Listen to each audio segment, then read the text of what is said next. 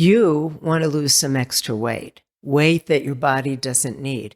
You know that to lose weight, you need to eat less than you're eating now, right? But every time you think about doing that, you end up feeling sad or deprived. So let's talk about these feelings today because that sadness will keep coming up every time you try to eat less than you usually do. So join me today and let's work on this together. Hello, my friend. You're listening to Weight Loss Made Real, and this is episode 271. I'm your host, Master Weight Loss Coach and author, Cookie Rosenblum. Today and every Tuesday, I'm your coach and your guide to help you stop overeating and lose that extra weight. If you want to lose weight, the first thing that must happen is to learn how to stop overeating. And that's what we do right here. If you just found me, welcome. And if you're a regular listener, welcome back. If you're an intelligent woman who leads a pretty good life but are totally baffled about why you can't figure this out, you are in the right place. This is weight loss for you, the thinking woman who's smart enough to know what does not work and is willing to dig a little deeper to make lasting change. This is where coaching meets psychology and psychology meets brain science. And this is where your overeating ends and freedom begins. So welcome to your coaching session today. Before we begin, a little side note. When I am recording this right now, I am in the process of moving. I am moving from Indiana back to Chicago.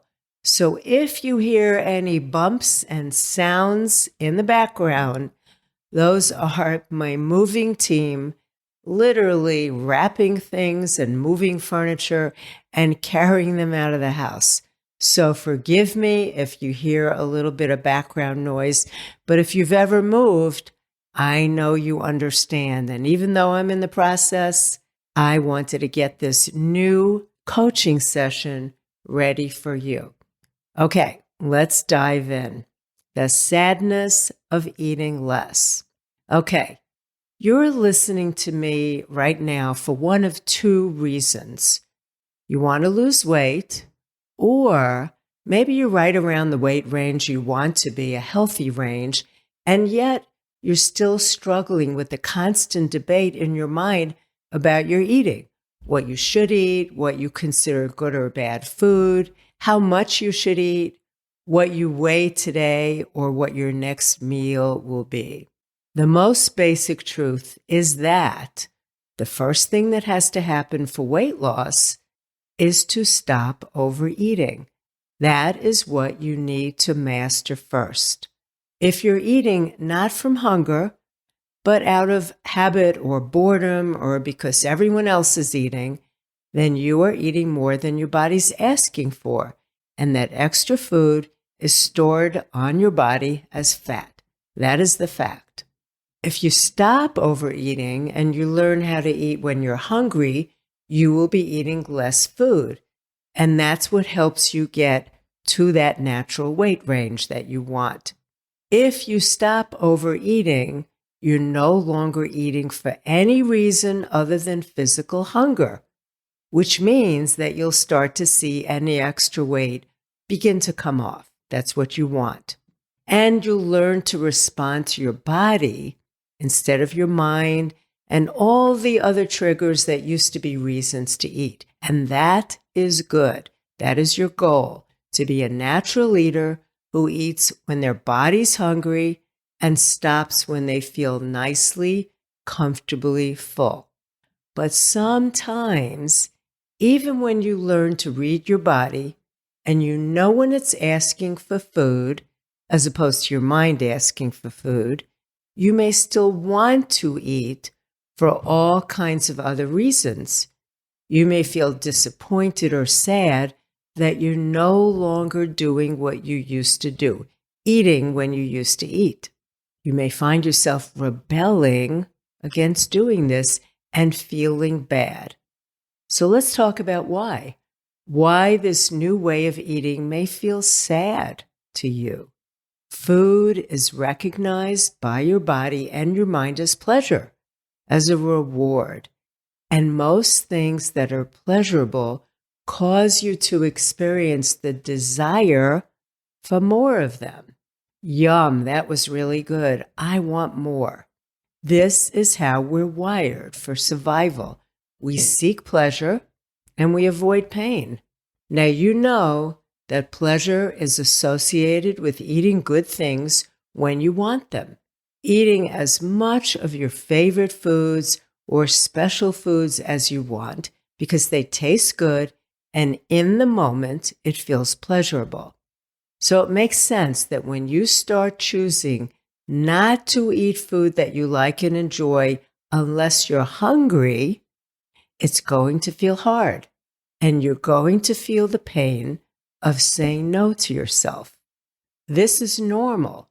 You're asking yourself to have less of something that's pleasurable. And it's something that you're very used to having. Think about that. Of course it feels hard at first. Of course it feels disappointing at first. You're making a new choice, and in the moment, it will feel challenging. And if food is your main pleasure, as opposed to having all kinds of different sources of pleasure, it will feel even worse. Here's how it's going to go. You say no to eating because you're not hungry. You know that your goal is to wait to be hungry to eat, but suddenly you're aware of feeling sad that you're saying no to eating, and that sadness is uncomfortable. So maybe you power through it this time and you just keep going about your day, but then it's going to keep coming up again. And you will still want to eat when you're not hungry because it's what you're used to doing. And trust me on this, it's going to come up sooner than you might think. And when it does this time, you want to make the decision ahead of time not to eat if you're not hungry. But you'll start to feel frustrated. You'll start to feel sad and disappointed. You might feel deprived. So what will you do? Will you keep saying no to the food and let the urge to keep eating pass? Or do you give in and eat anyway? Well, it depends. If you don't take the time to see and understand what's happening in your mind, you'll probably give in and eat the food.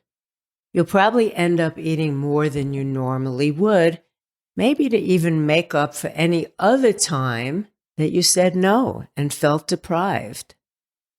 Does this cycle sound familiar to you?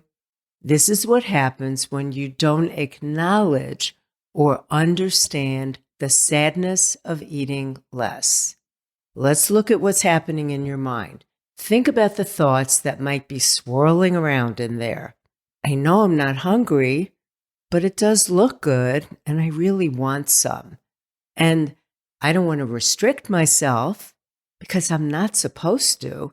And if I do say no to myself, then I'll probably feel deprived and I don't want to feel deprived. All these conflicting thoughts and feelings are uncomfortable and you want to get away from them. And if overeating is your habit, when you don't like how you feel, you'll want to eat. Can you see how that happens? You start going in a circle.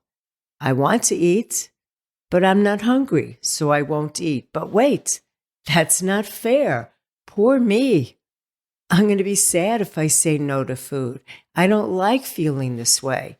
I want to feel better, so maybe I better just eat. That whole inner conversation is at the core of the circle, the cycle that you're stuck in. You don't want to feel sad or disappointed or uncomfortable, and your mind says you'll feel better if you go ahead and eat. Your mind says you're going to feel sad and deprived if you say no to food. But here's the conflict. You want to weigh less. So you say no, and yes, you feel sad because you're not eating. And all of this can feel like there's just no way out. So as you listen to me, you might be asking yourself, does this mean if I want to lose weight, I just need to learn to accept the sadness? All kinds of feelings are part of what makes us human. Sadness and happiness and all the variations in between them. It is not your goal to escape the sadness of saying no to yourself about eating food your body doesn't need. But it's also important to understand where those feelings come from and how they work, so that you can feel a certain amount of sadness and not panic or not worry that you'll never get over it. And as you create new habits, you will not feel sad every time you say no to an eating opportunity. All feelings come from your thinking, right? Your sadness about eating less food comes from what you're thinking about eating less food.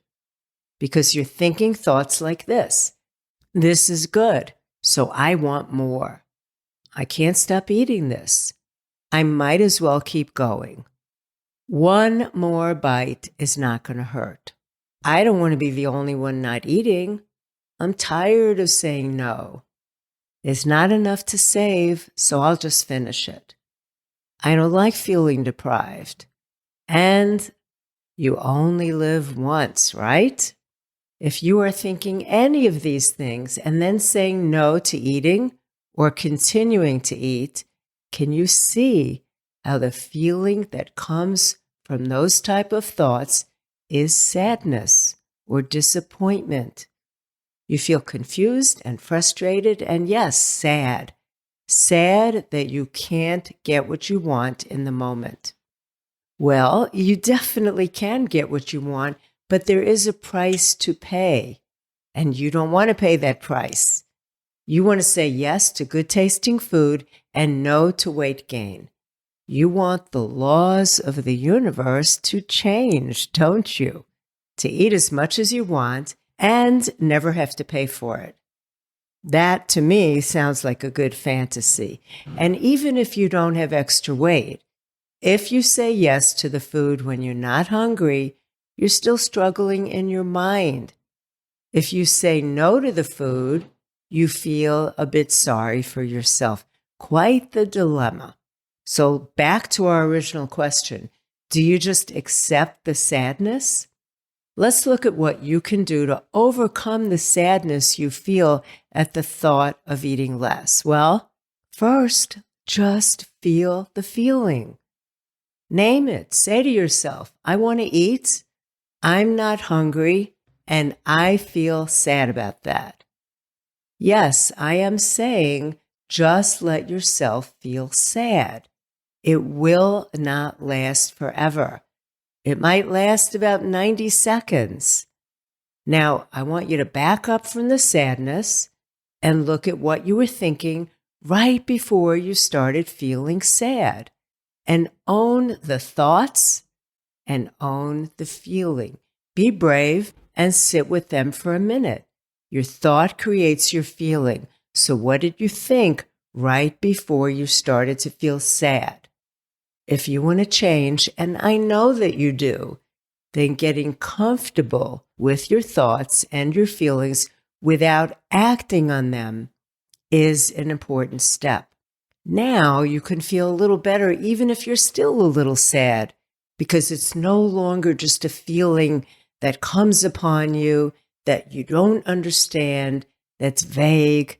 Now it's definable. It has a source. The source is that thought that you just had, and you can now see it. You understand it. And guess what? All feelings pass if we acknowledge them and we allow ourselves to feel them and we don't try to run away from them. Now, let's look together at the sadness that we feel from the thought of eating less from another perspective. What happens if food is your main pleasure? If the sadness is because eating whatever and whenever you want, If that eating is the most pleasurable part of your day, it is time to own that and ask yourself if you want that to continue and why. Because eating for pleasure and have it be the main source of your pleasure is going to give you extra weight. So we get pleasure in the moment and then a long-lasting outcome that you don't like. So let's do a check-in. Are you giving yourself pleasure from other sources besides food? You can enjoy and appreciate food. I do. But you need other sources of pleasure. You need to diversify your pleasure, just like you probably want to diversify your financial investments. This means that you get pleasure from all kinds of things, not just food. What other things in your life bring you pleasure?